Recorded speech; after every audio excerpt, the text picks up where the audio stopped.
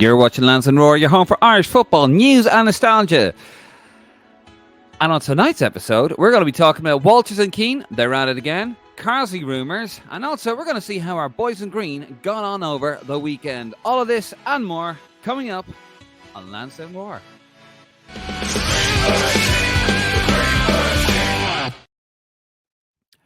Well, you never would have guessed it. We haven't been around for a little bit. David Dunn here, joined by Nick Menzies and Martin Prendergast on our very first Lansdowne Roar live. The name has changed, but the great taste remains the same. And we, of course, are the voice of the fans. And we want to hear from you. We want you to have your say. So nothing's changed there. So still have your opinions, because we are the only podcast out there that, let's be honest, lets you have your say.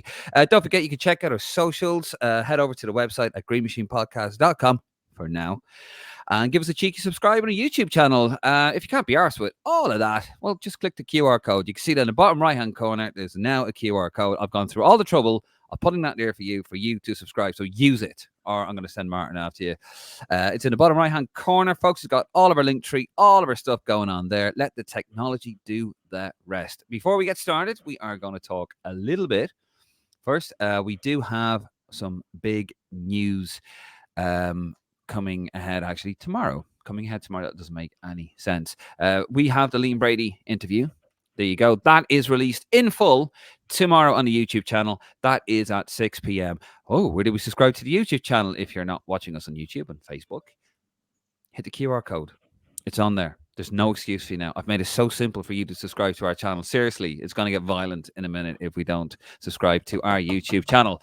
That comes out tomorrow, 6 p.m. It was recorded on the 14th of December. Martin did a fantastic job of interviewing the great Liam Brady. We got a clip from that later on and a few responses to that. 6 p.m. tomorrow. Don't forget to get on that. Well, before we get into it, just to explain a little bit, in case you're new to the scene, who we are. Well, David Dunn, you got Nick Menzies, and you have Martin Prendergast. And we are Ireland fans. We're mad Ireland fans. We go to all the games, although only one of us has a 100% record, just saying. Well, that was last year anyway. Hopefully again this year. And basically, we go to all the games. We do live streams. We stream before the game. When the team's announced, we let you have your say on that. And then straight after kickoff, we let it fly. And of course, we find that a lot of podcasts out there kind of water things down a bit, don't really let you have your say on the matter. We don't. We are very blunt, we're very honest, and we're very down the middle. Well, we try to be anyway, unless Martin's going on about Roy Keane then. Oh boy, we'll be talking about him later on. Anyway, chaps, all of that's out of the way. Welcome back. We are live. Set us open the top right-hand corner. Nick, how are you doing? Happy New Year to you. Happy New Year, gents. Yeah, all good. Looking forward to a new chapter in what was the Green Machine, now Lansdowne Roar. So exciting times ahead in 2024. That actually rhymes, doesn't it? It does. You're a poet. You didn't even know it, Nick. There you have it. Martin, how are you still? And of course, Martin not only is a member of a part of our wonderful podcast. No. Not only is he the chairman of the London Supporters Club, Risk London, he's also the chief ticket officer of the FAI as well. Martin, say hello. Come on. If you, he's always at the matches. If you, he's officer or tout. Oh, he's always out there anyway. He's got a big suitcase full of cash and tickets sticking out. So it's very easy to spot. Is that right, Martin? That's right, yeah. And you might be surprised by my Jack Grealish, Declan Rice accent. So, yeah, that might confuse a few people. But I am, as my little kind of label there says, I'm the codfather of the Lansdowne Roar. Cod being obviously in a tribute to one of my favourite Ireland players who I don't really want to say if he's ever going to play for Ireland again. I know you lot probably don't want him to, but yeah. Well, yeah, our codding, as we say, it's an old Dublin phrase. Is a cod. Yeah. As you can tell, by the way, if you're watching us on YouTube or listening to us on the podcast, if you're listening to us on Spotify, well, welcome. Although you should be watching us live on the YouTube channel. You can probably see, if you are watching on the YouTube channel, I have a bit of a construction site behind me. I'm still moving into my new dig, so I do apologize about that. But not really anything exciting going on behind me here, lads. I swear, it's just a rabbit. Actually, it's just a rabbit, a three-legged rabbit running around. Anyway, right. I'm excited about this, guys. I really am. I want to get into this. I want to get into the first segment. It is the return of... Yes, return, isn't it? It's IBIG. Oh, God. Yeah. It's the return of Oibig, yeah. It is the return of IBIG. Our boys in green, yeah. Yeah, and it's FA Cup weekend, so it won't be as thin as it normally is, but still a little bit on the out thin side. And I can't seem to find the little video package I've done for that. Just visualize it. New year, new us, lads. New year, new Yeah. us. It's going well. It's going very well, isn't it? No, it's gone. I do apologize, folks. It has been a bit of a weekend. Anyway, music. There you go, Nick. Your time to shine, pal. We're sinking here. Save us. Yeah, no, it's all good. So, Oibig, just anyone who's new to the podcast, I know, seeing a few comments coming in, a lot of regulars, which is great. Our Welcome boys back. in green, yeah, welcome back. Our boys in green is our update, our stats update of how all the Irish players got on over the weekend, apart from League of Ireland players, because James McLean will be offended. yes, because James McLean will be offended. So yeah, it's just basically the players outside of Ireland. I suppose players in the national team, players on the cusp of the national team, and then some other players of note. So just to start it off, and I see a comment coming in already that we'll get to later. So Sammy Smoddock's 3 goals for Blackburn Rovers in their 5-2 win over Cambridge United. Joe Quigley, former Ireland under-21 international, formerly of Bournemouth, I think. He scored a goal for Chesterfield. Of course, Paul Cook's Chesterfield, they narrowly lost 2-1 to Watford. That was very, very near to being a cup upset, but sadly not to be. Jack Taylor of Ipswich Town, who's been in and around the Ireland squads in the last couple of years, he scored in Ipswich's 3-1 win over Wimbledon. Tyler Goodrum, a under-21 international for Ireland, he scored for Oxford United. They lost 6-2 to Coventry City. Tom Cannon, who doesn't really know if he's English or Irish at this stage, but we would love to have him. Tom, if you're listening, which you're certainly not, we would love to have you on board. He scored a goal for Leicester City in their 3-2 win over Millwall. Sinclair Armstrong, a goal for QPR in their 3-2 loss against Bournemouth. Of course, QPR were 2-0 up, sadly going down to Premier League Bournemouth. League Two, then, just a couple of notes here. Actually, before I go into League Two, there is 2 more FA Cup stats that came through today. So Tom O'Connor scored a goal for Wrexham in their 1-0 win over Shrewsbury Town, and CJ Hamilton, twice capped, I think. Pretty sure he's twice capped. An assist for Blackpool in their 2-2 draw with Nottingham Forest. And one stat to bring you from League Two, that was Derby County's 3-1 win over Fleetwood Town. And that was a goal by James Collins, assisted by, can we say, former international Conor Hanrahan? I think, yes. I think want to hope so, yes. I think 2 former internationals there. So there's your boys in green for the weekend, lads. Very well. Actually, just before we do, just a couple of very young players. I suppose playing over the weekend. So of course we mentioned, we mentioned Sammy Smoddock's, didn't we? We mentioned Sammy Smoddock's, and there's Aaron Finnerton. I got that completely wrong, didn't I? Finnerton. Aaron. Where did I get Aaron? Rory Finnerton. Jesus Christ. Are you taking my New Year, main New disease? Year, New Year, new me. My God, Rory Finnerton. So Blackburn Rovers. So what a start, lads! What a start! Brain fart. And if you're watching on YouTube, you can actually see he doesn't have a sponsor because he's too young to have the Blackburn sponsor because it's the 15 years of age. 15 years of age. Don't they promote vapes? Is that what it is? Vapes, And he's too young to. Yeah. So a very young guy, and then one coming through today, lads. Aaron Ochoa Maloney, starting from Malaga against Real Sociedad in the Copa del Rey. He's only 16, qualifies for Ireland, has played underage for Ireland as well. So that's Aaron Ochoa Maloney. Jesus, I'm butchering the name. Anyone who's new, Dave is our name butcher, but I'm trying to take the 2024 title. Yeah, I mean you're doing. I normally butcher the. So Rory Finnerton. Rory Finnerton, not Aaron Finnerton. And to be fair, though, Nick, I think you have to give yourself a bit of credit here. You're mentioning names who are not familiar to us yet. They're young lads coming through, not players who have been kind of in every Ireland squad for the last 2 years. Oh, really? And how does one say Tony O'Donoghue, Martin? Tony O'Donoghue. There you go. How do you say? Donegal, like some sort of fucking pastry or whatever. How do you say Matt? That's How do how you say we Matt talk Doherty? in our How do Say you say Doherty Matt for me, Doherty? Martin. Doherty? Doherty. Doherty. Look, he almost kills him to say it. It's Hours of against, Irish elocution lessons. it's going against That's every The fibre type in of your this is being. what happens on this show, everyone. Just like this is the type of bullying that Roy Keane perhaps allegedly did of people in the Ireland squads at times, and this is why Stephen Ireland left as well. It was the type of bullying of people. Well, that's a beautiful segue, actually. Martin isn't just the only granny ruler, as Nick would say on the podcast. We're going to talk about another one. We're going to talk about Jon Walters. And I'll tell you what, lads. Well, I played a clip of Roy Keane picking out Jon Walters on the road show, the Off the Ball Off the road Ball. show 4 years ago. Five? Are we allowed to say off the ball anymore? Probably not. Probably not. No, probably going to get nutted by one of them when they see me in March at the Ireland game. But Yeah, we're going 'cause to play. they like doing that, don't they? No comment. I think they're wonderful lads. Wonderful. And I think it's right that they charge. How much did they charge again? More don't than know, us, wouldn't anyway. More than us. Yeah, that's right. We're free, guys. Just putting it out. Anyway, we better not slag him off because he might call us under copyright. It's about a 2-minute clip. Joe might get upset again.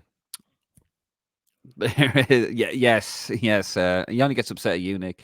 But here's a 2-minute clip. This is Roy Keane picking out Jon Walters, and then we have Jon Walters' reply because it's not an old, it's an old clip. It's 5 years old, but Jon Walters was asked about this clip on Talksport during the week by Goldstein and Darren Bent, and I listened to it as well. And basically, Walters has a response. But we're going to play the clip first. Here you go. About 2 minutes, guys. I know all about him. Are you going to tell us? Bluffer. Again, talks a good game. And then there's the circuit, of course. There's all the circuit stuff. Goes on the TV, how harshly he was treated by me. He's crying on the TV, family situation. He's the only one who's...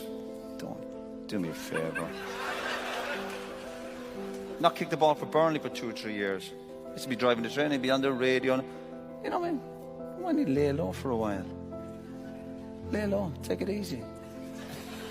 Sorry, Look at his medals. Oh, that wouldn't take long, yeah.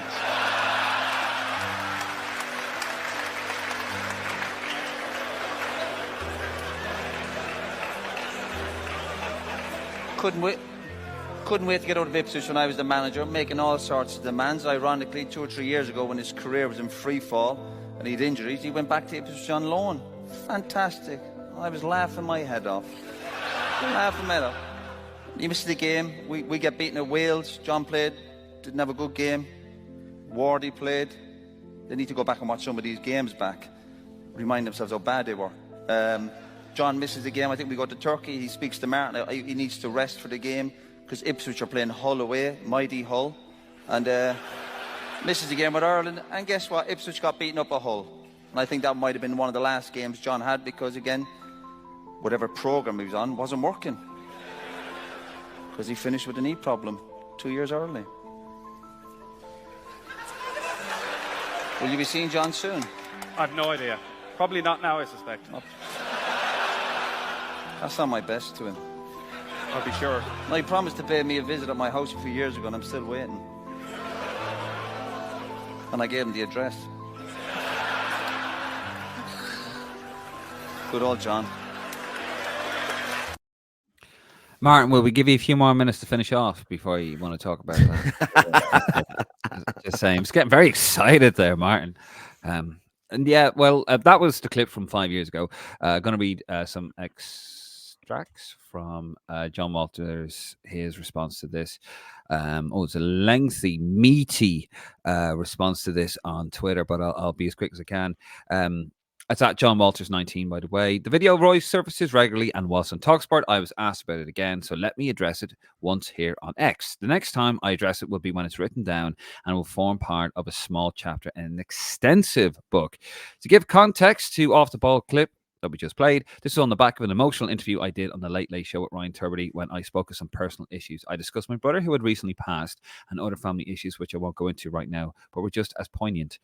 I am an individual who stands up for what I believe is right, but there are others who struggle when people don't capitulate to them. The issue for those who make things up is ensuring there's no evidence to the contrary, and in this case, there is. Make no mistake, when Roy crossed the line at Ipswich, I put him firmly back in his place, and I was fully justified with my response. Many years later, when he regurgitated his thoughts whilst we were on international duty with Ireland, history repeated itself.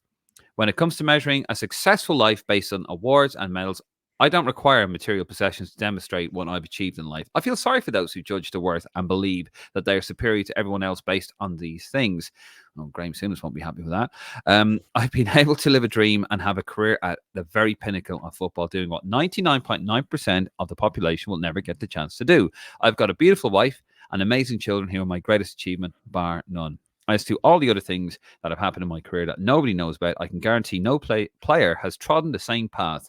If and when I share my story, I'll have to revisit places I don't particularly want to go back to. Whilst this will shock most, I do believe it will be a valuable source of help to others. So there you go. He's coming out with it. Sorry for the lengthy response there, but it is what it is. So basically, a book's going to come out shortly. Roy is no stranger to books. Martin, I know you're president of the fan club. And by the way, guys, you watching at home, please have your say, get involved. We will get your comments towards the back end of the show, and we will get to as many of those as possible. So do tell us what you think. Who's right? Walters? Roy? Tell us. Martin, so obviously we all remember the Turbiddy clip. We remember him breaking down. It was very emotional, and Roy Keane basically took the piss out of him for doing it. He says lay low whilst, giving out to him about being on the circuit while sitting in a live audience at the Three Arena in front of a packed house or wherever it was. Bit contradictory from Roy. Not the first time. Yeah, I think, obviously, I think you have to take this in the context of, basically, it's a little bit like what I think of kind of Mick McCarthy and Roy King's situation is that you got to remember what they both did for Ireland. Incredible careers, respectively. Fantastic service as well. And I think that's what we have to remember about both of them. Obviously, they do clash. Like, the context of that as well with Roy on a road show where people have paid tickets. It's entertainment ultimately, and he's obviously addressing that WhatsApp message, wasn't he, with Wardy? He mentions him, drops him into it, digging out Jon Walters. I've kind of heard it all before now. I think it's quite refreshing to hear Jon Walters' side of it, and I think actually he has said there isn't yet a book, Jon Walters. Because I saw some great interaction with people on X, and people were saying, you would be selling the book on the back of Roy Keane and his story, basically.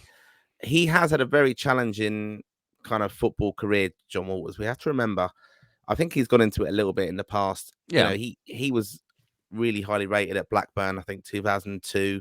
He had some issues there. He was actually let go by Blackburn, wasn't he, for an internal investigation into, allegations of theft from a dressing room or whatever like that. So for him to turn around his life, I think he's spoken quite openly about that. It would be a brilliant book because I like to remember and think about the player who, 2002, that all-time low in a sense in his career and personal life, come from a dark place, I think, with family history and things like that, tough upbringing. But then actually, you looked at what he achieved for Ireland, all the caps, and that incredible goal, the goals that qualified us for the Euros. A bit of a cult hero, Nick, isn't he, Jon Walters, for Ireland? He never really let us down, I don't think. Oh, he's a very consistent performer for us, and I think he wasn't a kind of sexy technical centre forward or anything, wasn't he? Not. He was very much a rough and tumble player, an old school. Started off as a winger, really, didn't he? And then, he played a lot of centre forward for us. But I mean, I'll remember him getting us to Euro 2012. I remember us getting us to Euro 2016. The performance against Bosnia was phenomenal and composed. And we know right to get to that European Championships. And he kind of epitomized the graft that was put in that campaign. I know we speak badly of Martin O'Neill, but he did dig deep, and the players dug deep to get to Euro 2016. But it was 2 playoffs he scored in.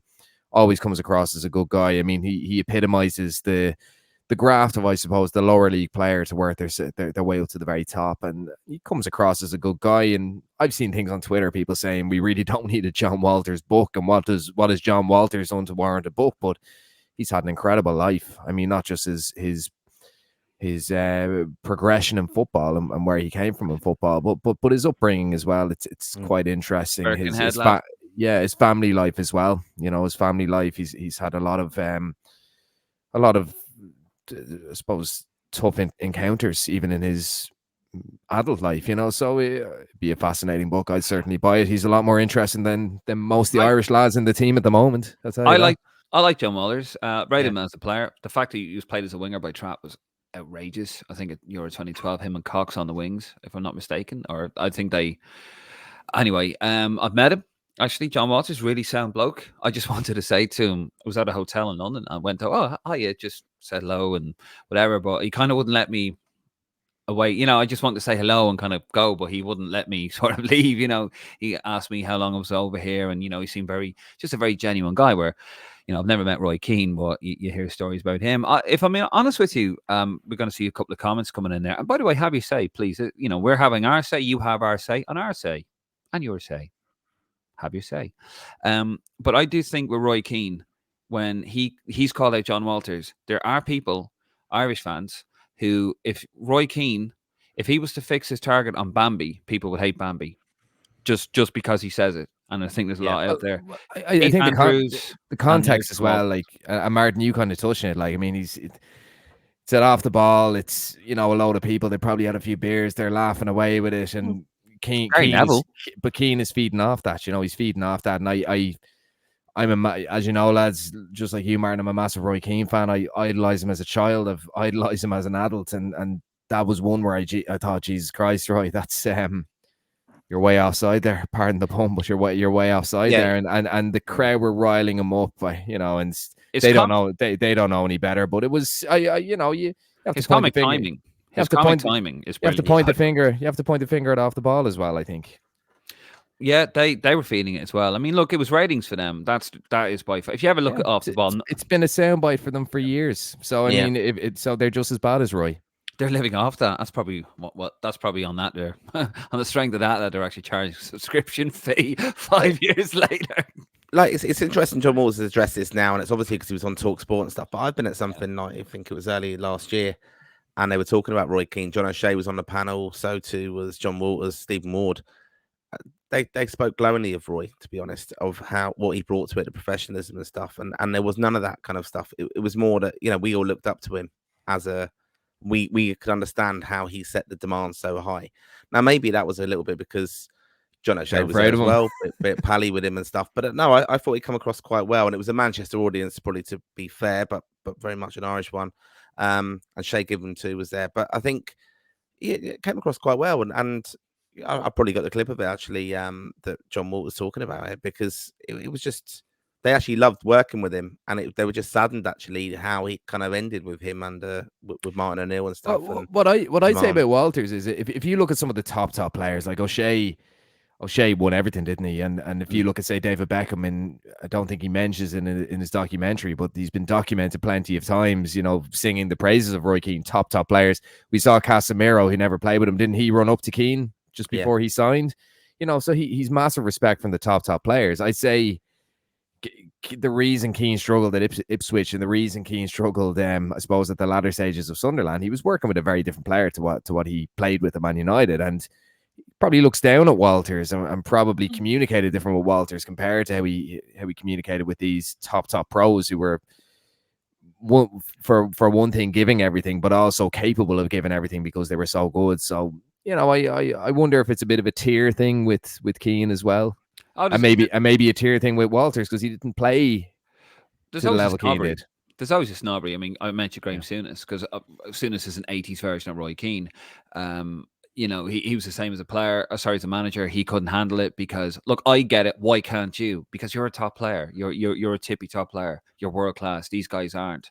So you have to learn to cut your cloth accordingly. What I have to laugh at, though, with Roy Keane, and we'll wrap this up in a minute, is that he's having a go at a guy whose career ended. I think he stopped playing at 34. Sure, Roy Keane stopped playing when he was 34, didn't he? 35. His last. Do you know when his last friendly away game for Ireland was? Roy Keane. His last away friendly. His last home friendly was against China, 2005. Away friendly, I would say it was probably in the 90s, easily. Was it? 90s? Well, I tell you, 97, I'd say. 97, Wales away. Really? Okay. 0-0 draw. It was actually Paul McGrath's last game. So he's kind of slagging him off about, you didn't play for, but you didn't do friendlies. like it's just yet again, it's this thing. Like as Roy Keane is a player, right? And on the Lansdowne Road page, people say you're a big Roy Keane fan. I'm actually a Liverpool fan, but anyway, I respect him as a player in terms of what he did. I thought he was very underrated, technical ability, etc.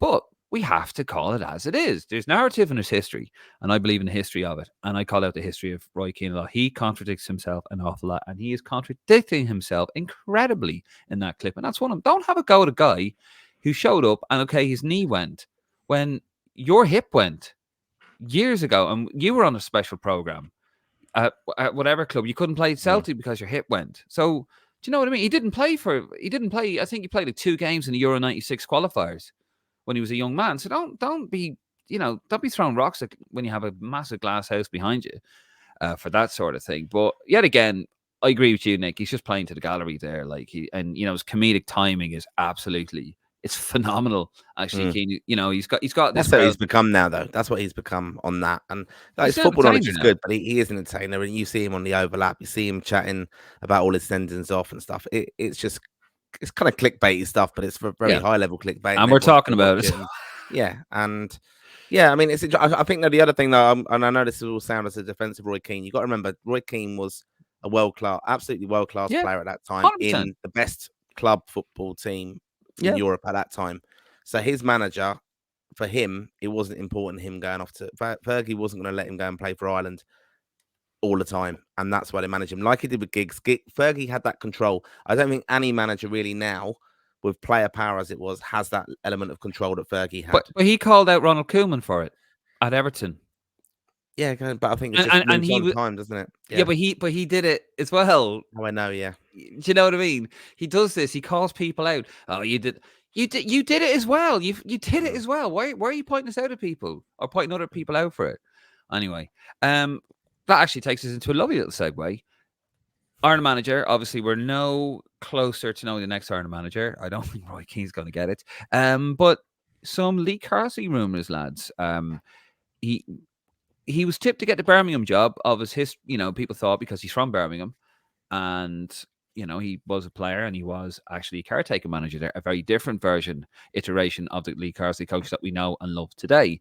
But Nick, you said that you reckon Mowbray, the former Sunderland manager, is going to get it. And actually, just for a bit of clarity, Birmingham just sacked their manager, Wayne Rooney, after Irish qualified Wayne Rooney. Irish qualified Wayne Rooney. 83 days. 83 days. What was it? 2 wins in 18 games after John Eustace, Stephen Kenny's former assistant, was fired after being in 6th place. Yeah.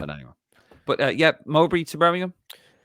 Unofficial reports. I think he's favoured for the job, and there was somebody else. It's gone out of my head, but anyway, I'm having a blinder tonight, lads. But no, a couple of unofficial reports about 3-4 hours ago that Mowbray is going to take over. But yeah, Carsley was certainly in the mix. John O'Shea still there. He's still part of the coaching ticket there with Ashley Cole. I don't think O'Shea would be in the running for manager, to be brutally honest. I don't know if he'd stay on with Mowbray. Funnily enough, Mowbray's someone who I tip for the Ireland job. Just a style of football I'm a bit of a fan of, but probably not the right name, probably not the right time. Did I ever tell you from my mate Frank? I'm going to name him. When we mentioned Mowbray, and it was a couple of us, you, me, Nick, and it was another lad. I won't mention him. I was like, yeah, Mowbray wouldn't be bad. He just sent me abuse. What do you mean him? And he starts sending me a Celtic record. You having a laugh? Yeah, well, it's funny because we posted that, didn't we? We don't know if it was an article or a post or what it was, but there was a load of Sunderland fans and a load of Blackburn fans saying you'd be very lucky to get him because he's excellent. Like, he hasn't won much, I'd say that. Like, I think he got promoted with West Brom, but he's known for playing a nice style of football. He's gotten the best out of very limited teams, but look, it doesn't look like he's going to be in the running. But no, Carsley, I think he was getting linked with the Stoke job a couple of weeks ago as well. I think the fact he's in the position he is now as England under-21 manager, I think he's going to get linked with a lot of these championship jobs. I honestly think that there's been contact there with the FAI. People kind of say, well, if he's with Ireland, will another team try and prize him away? He has to achieve with us. He has to do his hours with us, and he has to kind of he has to cut his teeth. He has to get results. I mean, Stephen Kenny isn't exactly in the market for a job, is he? And Martin O'Neill, I think, got the Forest job, and didn't really last, did he? So I'd be surprised if he gets a club job, Carsey. I think he's either going to stay with England or he'll come to us. But I don't see him going into club management. It's very, very different. And the other thing, lads, it'd be much more secure to go to Ireland than go to a Birmingham, who are going to be very unstable, or to go to a Stoke, who have been extremely unstable. I mean, how many managers have both those clubs had in the last couple of years, where if he comes to Ireland, the likelihood is he's getting probably 2 years plus. He's getting security. He's getting 4 years, isn't he? And he's not going to have to delve into the transfer window, which is something that Rooney, I mean, even Kai Rooney, his son, stuff was going viral during the week, wasn't it? His criticism of the players and stuff, that Rooney was going to bring in players and stuff. At least he doesn't have to worry about like transfer window. He's worked with international players before. He will know a lot of these lads coming through. You can imagine him getting in people he knows and trusts as coaches. Ashley Cole, funnily enough. I think it suits him, international football, and he's proven that with success. And I think we'd be mad not to have made contact. I also think, though, the African Cup of Nations is a factor with Chris Hughton, though. I still think that's very relevant. The timing of that is around, I think it's February 8th, isn't it, where the Nations League draw is going to be. Yeah. So that's going to be a key time as well for us. I reckon, it'll be Hughton anyway. But listen, fascinating. Of course, we will break any news about that to you, either on this or a state of play or something anyway. We have to send a carrier pigeon. We'll do it. That's how committed we are. Right, lads, we're going to move on to a lovely return this week for Social Media Watch. I actually have a graphic for this one. Oh, God. Right. Well, it's not Irish football related, but it is football related. But that man, Joey Barton, he is in the news again. ITV called him out. I'm going to read a statement there if you're listening to us.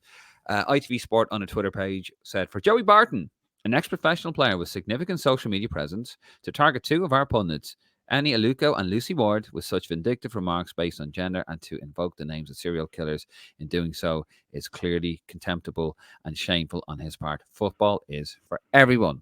Well, Barton wasn't having any of that, so he responds to that.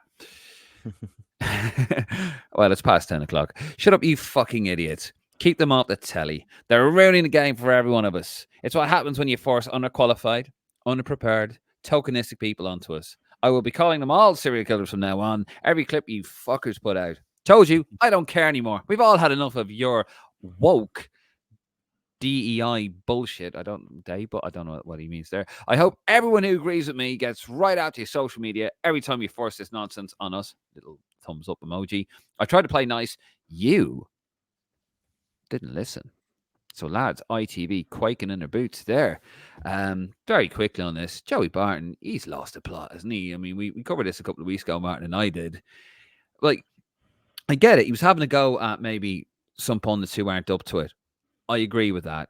Doesn't matter what gender they are. If they're crap, call them out in it. But he's just gone off on women's football and everything. Like, so where he had a little bit of merit to what he was saying maybe initially at the very, very, very beginning of this, he's just gone completely off the deep end with this. He's just attacking women, isn't he? If you ever see... He reminds me of Katie Hopkins a bit, I think, and, I think Ward's not a bad pundit. Aluku, I think, has been notoriously bad, but you don't go about it that way. I mean, I think Jamie Redknapp's a horrendous pundit. But it's nothing to do with him being a man, or it's nothing to do with him being an ex-Spurs player, a Liverpool player. Nothing to do with that. It's just the fact that I think he talks a lot of drivel, and I think Aluku is particularly bad. But it's not because she's a woman. It's just because she's crap pundit. She's very bad at the job, and she probably shouldn't have been put in that position. But it's very erratic, the Barton stuff, and it's moving away from football, isn't it? But it reminds me of like Katie Hopkins, where she kind of went from being highly opinionated to controversial to spiteful to hateful to, she was too bad even for the Daily Mail, for God's sake. Yeah, so like it gets to a stage where I don't know how unstable Barton is, or if he's generating money by doing this, I don't know, but it's erratic. I think, the base of his argument, I mean, it's all opinion based, isn't it? And like, if he says something like, well, Aluku is a terrible pundit, which he is, and then if he says something like, well, so is Jamie Redknapp, it might have been taken a little bit differently, but it's the venom he's gone in with. He's made it about women, when it isn't. Yeah, and it's unusual. It's uncomfortable now at this stage, really. It really is. It is very much so. Typical Rangers player, really. What can you say? Another one during the week. I like to have my little daily notices on this day. I posted a lovely fact about Mark Lawrence, and not a lot of people seem to know about, which is weird, but it's what we try to do. Anyway, on the 3rd of January 1986, Mark Lawrenson applied for the vacant Republic of Ireland job. For those of you listening, I've put the graphic up, which is on the Facebook channel. Facebook page and Instagram and all that. Anyway, so everyone was like, oh, I didn't know that. Geez, thanks, Dave. That's brilliant, And we had this guy, Mark Revel. This is simply untrue. He never applied for the post. Charlton was appointed in March 86. Lawrence was still a first-team regular for Liverpool up until 1988 when he suffered a career-ending Achilles tendon injury. It was against Wimbledon, by the way. He wasn't actually fouled. But anyway, if you're listening, that's actually not on the quote. He was back to the quote. He was subsequently appointed manager of Oxford United. In addition, Stapleton was playing regularly for Manchester United until 1987 when he left to join Ajax. Original post is daft! 2 exclamation points. The Stapleton comment is because he was going to actually pick Frank Stapleton as his assistant manager. How do I know? Because I asked Mark Lawrence on Twitter. Now, gentlemen, we all know that social media is a cesspit of certain people, and they just want to have a dig. And the main thing is, and I'm going to show an example to you two lads, is to always rise above it. Don't ever get caught with these poisonous comments, because it's very easy to get swept up. Anyway, I take you to page 100. Of what? What book's this? Mark Lawrence, an autobiography. Oh, That's why I applied for the post of manager when Owen Hand's contract was not renewed. Perhaps it was not taken seriously enough in some quarters because of my age, but I was very interested. I felt it would have been possible to combine a job with playing for Liverpool, and I cleared it with Kenny Dalglish first before writing my application. I felt I had something to offer. I knew all the players, and I had my own ideas on how I might improve things. I had even got my assistant lined up, Frank Stapleton, someone I knew and trusted and who thought along the same lines as I did. The more I thought about it, the more I fancied a crack at it. History now is that it went to Jack Charlton, and 3 days after the appointment, I received a letter from the FAI thanking me for my interest and promising to keep me informed of my developments. Are you watching, Mark? There you go. Have some of that. Call my fucking integrity out. Right. I don't think we're beating that. I think we roll the credits on that. No, just joking. There was another comment here actually. So I posted another one on Instagram, and it was actually just a random photograph and a bit of crack. Here it is. If you're if you're not watching it on YouTube, you should be, by the way. It's a picture of Jack Charlton with a rifle, with a nervous looking Niall Quinn looking at it. Now, Jack, as we all know, liked to shoot these things. He used to shoot rabbits and stuff. He had his own ITV program. That's different time, folks. So my caption was Jack reminding his players of the perils of playing it short, which I thought was a very underrated comment, but there you go. And this is why you should always follow us on social media, guys, because you don't know who's gonna comment. And none other than friend of the podcast, Terry Phelan on Instagram said, I was there that day. It was staffy players and the players were winning. Big Jack throws a tantrum and he walked off because he was losing. Good old Jack. Thanks for that, Terry, if you are watching. And he does actually watch, and he is a friend of the pod. So yet again, you just never know what you're going to get.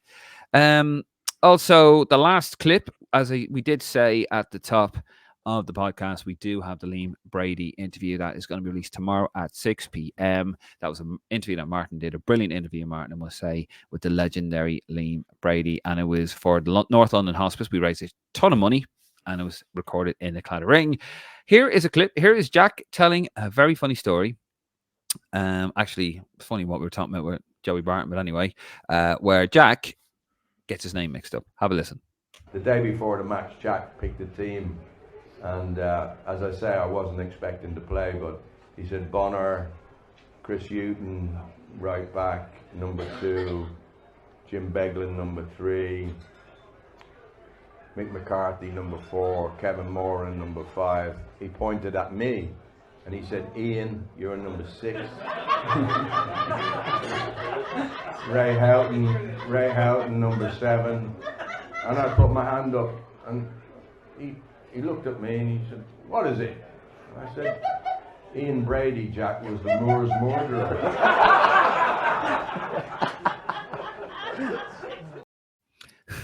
That is a great interview, actually. That will be coming up on YouTube tomorrow, 6 p.m. Remember, guys, if you're watching, there's a QR code. Press it. I've designed that. I found it in a milk bottle on my porch. I took it out and I read it. That QR code. Use it. 6 p.m. tomorrow, that full interview. How, on a scale of yes, how shitting were you doing that interview, Martin? I'm shitting you. Yes, shitting bricks. Yeah, it was quite nervy. I think I was quite relaxed because we'd done so much preparation in advance of it, didn't we? So with it helped with some brilliant visuals and videos. And to be fair, Liam really enjoyed kind of reminiscing and going through it. I think it was a bit different to the book launch he did with a lesser comedian than me, Darragh O'Brien, down in the Irish Centre in Camden. So fantastic night. We raised over 2,000 for that charity. So with the book sale, so yeah, brilliant. And Liam was very generous with his time, and He was brilliant. He was absolutely amazing, like the stories, and he loved seeing the footage of that we prepared and showed him. And there's some brilliant clips from it, which we don't want to do too many spoilers, but there's a good little comment, isn't there, on Mr. Henri? That's well worth watching it for. Oh, it really is, Thierry Henry. That interview is out tomorrow. That is out on the YouTube channel. And if you want to subscribe to the YouTube channel, well, just press the bloody QR code or just put your phone over, just put your camera over it and it'll come up. That's a Liam Brady interview. Great interview. Martin did a fantastic job and it really is. I enjoyed watching it back. And actually another follower on Twitter this time, because we shared it on Twitter, it was Mr. Jim Beglin, another friend of the pod. And he mentioned Jack, well, he called me Jim Belgium once too. He puts a little Belgian flag on it. And then actually George Hamilton gets in on the jape, gets in on the action. And Jim Beglin goes, indeed, George, Jack knew what he was doing, even if he struggled with the names after George said, happy days, Jim. So it's all good fun, our little community that we have. So you never know who's going to comment on our stuff. So head over to our Twitter, our Facebook, our Instagram, and of course, follow us on YouTube for the love of God. Right, lads, shall we get? Is that it? Have we done all the social media? I think we have. Are we ready for the comments? Oh, yes. Yep. Right. We did ask you at the top of the show, get involved. We are the voice of the fans. Don't ever forget that. We will read out your comments. Just don't say anything too stupid. Like Callum O'Dowd should play for Ireland, that kind of thing. Darrell O'Connor, he starts off. He wishes as well. Darrell, how are you doing? Paul Brown, lads, what's going on with Sammy Smolix? He got a hat-trick last night. Yeah, I tried to get a bit of engagement with him and asked him, well done on the hat trick, and are you happy? Are you looking forward to seeing who the next Ireland manager is going to be? There's going to be more coming out about it. I think he just clashed with Kenny, or he knew that Kenny's days were numbered, and I'm hoping that I can't believe that we've not had him involved playing for us. I know there's a lot of other stuff to come out probably, but 20 goals this season. Yeah, it's incredible what he's doing and different goals. And he's a big name now for Blackburn. And people saying, oh, I never heard of this guy. Well, that's on you. That's on you if you've never heard of this guy. Yeah, what I don't like as well, people saying, the age of him, we should be building for the future and stuff. This guy's scoring week in, week out in a really competitive league. And that's the level we're at, Championship. And I don't think we can ignore it if he's eligible for us. It's ridiculous to say, we should just be going with other people. I don't get that at all. 2 points on that. I mean, Wes Hoolahan was older than him when he actually started playing for us, and he won over 40 caps when he was over 31, I think. And then I suppose the other point on Smolix is, people talk about age, but at the end of the day, a qualifying campaign is a year. So if he's 28, if he gets us, like, I'm not saying Sammy Smolix is going to get us to the World Cup, but like, if Sammy Smolix comes in for a campaign over the space of a year at 28, makes an impact, and we qualify or we get to a playoff, that's pretty justified, isn't it? I mean, I think in football, people talk about planning for the future, but they never talk about the now. They never talk about doing it now. Like Stephen Kenny went on for ages saying, I've planned for the future and I've done this, that, and the other. Yeah, but in the meantime, we've missed out on a World Cup in a very poor group, in my opinion.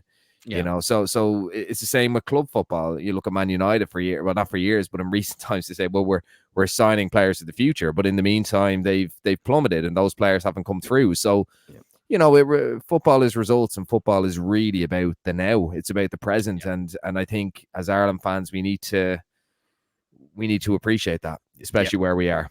Just quickly on that, I think that's the key thing about talking about Jon Walters is he was a lot better when he was older for Ireland than he'd done anything at underage. Some players just grow into it. Yeah. Age has nothing to do. If you're banging the goals in, you're banging the goals in. It doesn't bloody matter. Yuri Nurick, what? All three on the same show. Praise be. How you doing, Yuri Nurick? Massive friend of the pod. Daryl O'Connor, lads, what would you say for away friendlies this year? A two-match friendlies in America. Could be Boston, New York, or somewhere East Coast with opposition like USA or Mexico. It was done in 2014. Apparently, there's some talk going on about that. But talk is talk. I would say, please, God, no. My bank balance, please. I want England and Wales. I just want England and Wales this year. I know we get slaughtered. I just want to go up the road and come back. Money. You might get could get a Palestine game. That'd be cheap flights. Jeez, wow. Too soon. You went there. Yeah. Are you trying to be me? Nick? Well, we You're are meant to be butchering all playing. We are meant to be playing Palestine. You're butchering all the names. You're bringing war into it. What next? We come back. But I would not rule out a Palestine friendly. Not in Palestine, but I wouldn't rule out a Palestine friendly in 2024 in Dublin. In Tala. In Tala. Daryl O'Connor again. Don't agree with the Walters abuse from Roy Keane, but that mighty Hull comment is gas. Little fist bump for you there, Martin. Darren O'Grady. Walter's never the most gifted player in the world, but always 100% committed for Ireland and gave his all. If only we could say the same for the vastly more talented Keane. I touched on that. Good man, Darren. Daniel Granham. Both good players for Ireland. Always liked Walters, always liked Keane, but Keane didn't help himself, referencing Walters opening up national TV and mocking it. No poor form. Jimmy Twomley. Keane is a bully. Come on, he's the first to say keep it in the dressing room as much as a great footballer. Roy was to keep it shut, or should keep it shut. Yeah, I agree there.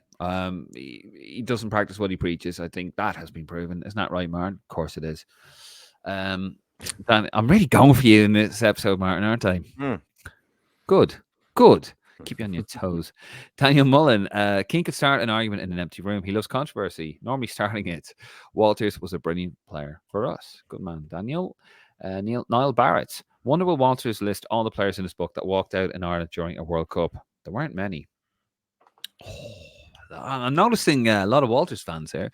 Jimmy Twomley. Off the ball is rubbish. They shut their mouths that night, two of them, when Keane was running the show. Do you remember that where I think Gary Neville wanted to ask a question, but Joe wanted to ask a question, and no, let me, and then they sort of kicked off at each other. Do you remember that? Well, I remember Neville said, "Oh, well, my question's probably going to be more interesting than yours." And like, wow. To be fair to Joe, he was actually.